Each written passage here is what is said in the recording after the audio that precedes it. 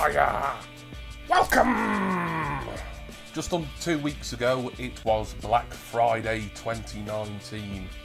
And you know what that means? It means bargain hunters the world over look for bargains. Who'd have thought it? I found a bargain, and judging from the shape and size, you probably know what it is. It is, of course, an LP or an album. This was from The Sound of Vinyl. That's a online store that sells vinyl. It's as simple as that. Here in the UK, there may be international versions. I would suggest you look on Google about that. But I shall link to the UK Sound of Vinyl store in the description. This cost me on Black Friday $12.99, and when I open this and show you what it is, I think you will agree that is an absolute bargain. I think it's worth at least double that, if not triple.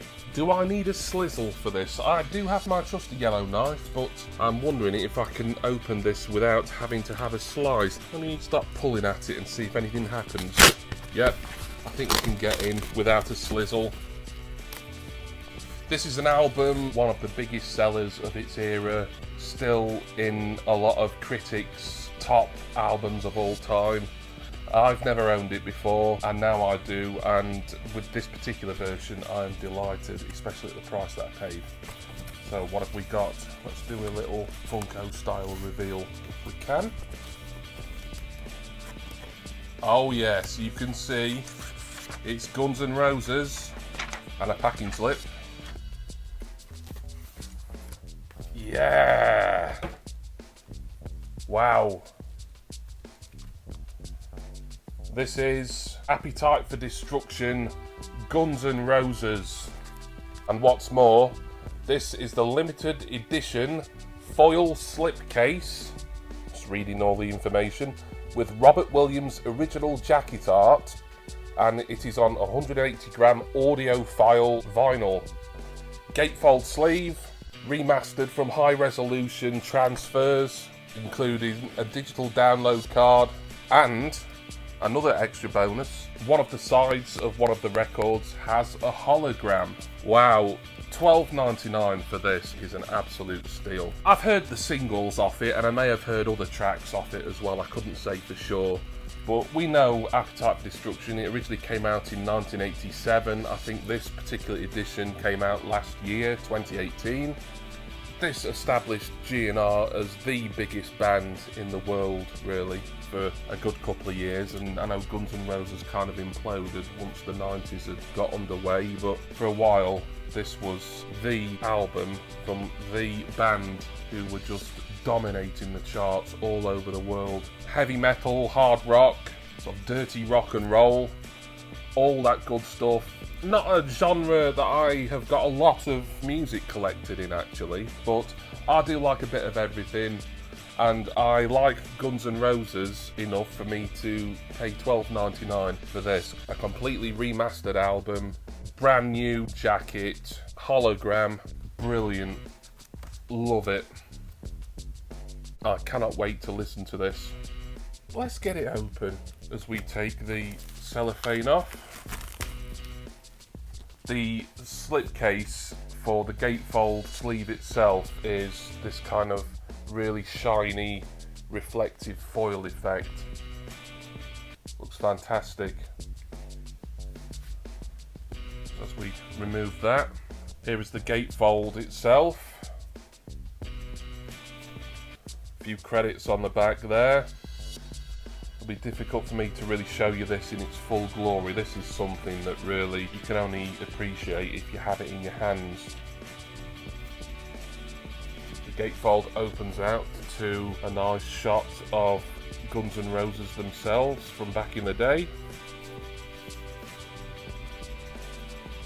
Comes on 2 discs, as I said. Oh, we also have a lyric sheet there. I won't take it fully out, but as you can see, it's got lyrics on one side and images on the other. I'm just not going to take these out properly because A, it'll slow the video down, and B, I want to be a little bit careful until I'm ready to play this. I do want to show off the hologram though, but I realised that my setup, I wouldn't really be able to film it properly and it wouldn't look very good.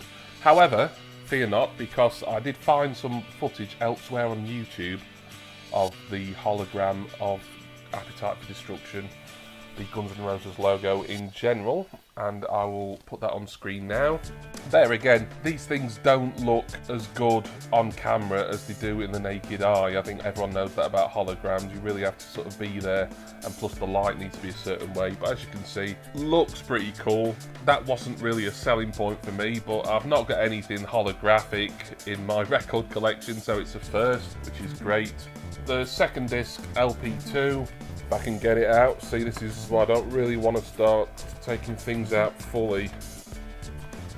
That feels like it's wedged in there. I'm going to sort that out later. Guns N' Roses, audiophile, 2018 remaster, Appetite for Destruction. Brilliant. Cannot wait to listen to this.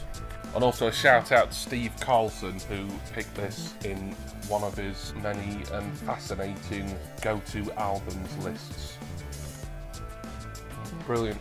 Just before I go, I wasn't going to show you these in this video, I was going to wait for another one, but I thought I might as well do it now. But I picked up a couple of brilliant bargains from a charity shop a couple of days ago. 2 vinyl records, 2 albums, 50 pence each. For those not in the UK, that is like 50 cents, or if you factor in conversion, maybe a little bit more, but under $1, certainly. From 1986, Madonna True Blue. Great condition. I listened to this last night. Great album. It's got some brilliant singles on it. Live to Tell is one of my favourite Madonna tracks. That's on here. L'Isla Bonita, another one of my favourites. That's on. A few other singles, such as the title track itself, Papa Don't Preach, Open Your Heart.